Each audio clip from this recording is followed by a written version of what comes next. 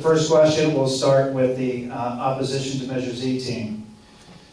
If Measure Z does not pass, what impacts, if any, do you anticipate in the city services for the next 2 to 5 years? Whichever member of the team would like to respond. You have 2 minutes. I'll be happy to give it a shot. The city manager's budget has already reflected some reductions in both police and fire in other parts of the budget.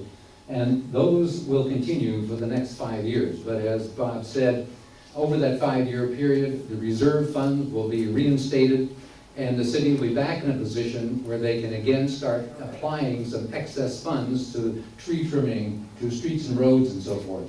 So if Measure Z does not pass and nothing else is done, we wouldn't suggest that. We think and some sort of a measure is necessary. The city does need some extra money for fire engines, for police cars and so forth. But Measure Z provides absolutely no restrictions on how the money is to be spent. As the night unfolds, you'll see that personnel costs have increased dramatically. They're increasing over the next 5-year budget, according to the city manager's budget plan, going from 73% up to 76% of the total disbursements. Personnel costs are pushing out all other types of services. So personnel costs have to get under control.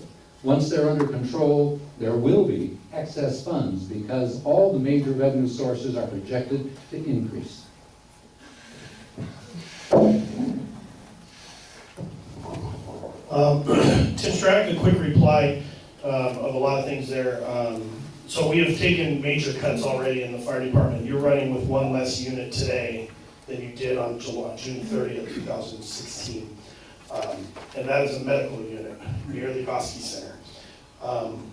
So those cuts will be permanent. The police is dealing with the same issue. Those cuts are permanent. And if you saw what happened last night right around the corner, nearly, if not every police officer was on that shooting call, which means if you called 911, you didn't get one. We don't have the ability to expand emergency services right now. And I can tell you right now, the fire truck that I work on today is 21 years old.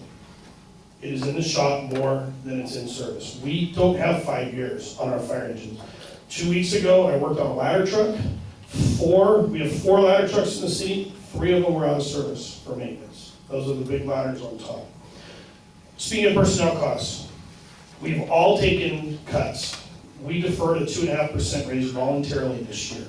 We are paying our full employee portion of our pensions in this contract. We have taken minimal raises. The firefighters have taken only a 2% raise over the last 6 years. The people that work here, 60% of them live in this city. They love working in the city, and they serve you with honor and are happy to do it. But we have to stay competitive. The police officers are in the same boat. We need to keep the people here that are working here to serve you. They live in this community, they're committed to this community, their kids go to school in this community, and they are all supportive of this, not for lining their pocketbooks, but for expanding the services that they provide. It makes them safer. It lets us go home at night to our families.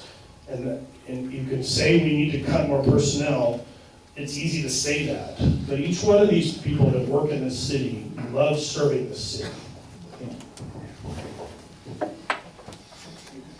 Any follow-up?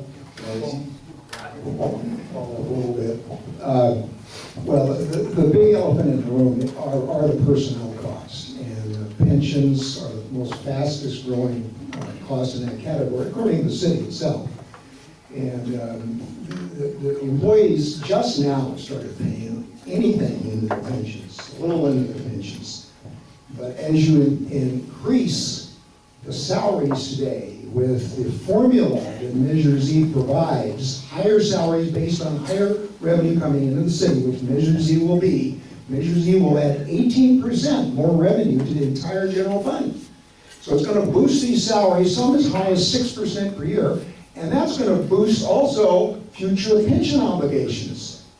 So the net increase in personnel costs is going to spike even more, and the proportion of the general fund that goes to personnel costs is going to grow greater, as Paul Sundin just pointed out. So the city's got to get a handle on its personnel costs, and it has not done so to date. In fact, the city's balance was balanced until they gave a unbudgeted retroactive salary increase. Employees, I remember reading the newspaper, it was all balanced, I thought, well, fine and good. Next week it was unbalanced. And the city somehow thought it could start a new office of a city prosecutor in competition with the county district attorney. Well, the voters turned that down. They also turned down, the city council wanted a 60% pay increase too. So these are not consistent signals from the city that they're in any kind of constraint or that they're going to cut your public safety. That's the old scare tactic. It works. They have a consultant call you up and they on the phone they say, are you going to favor this tax if your emergency services are going to be cut? And of course people are saying, sure, I'll Thank you, favor Mr. the tax. Buster.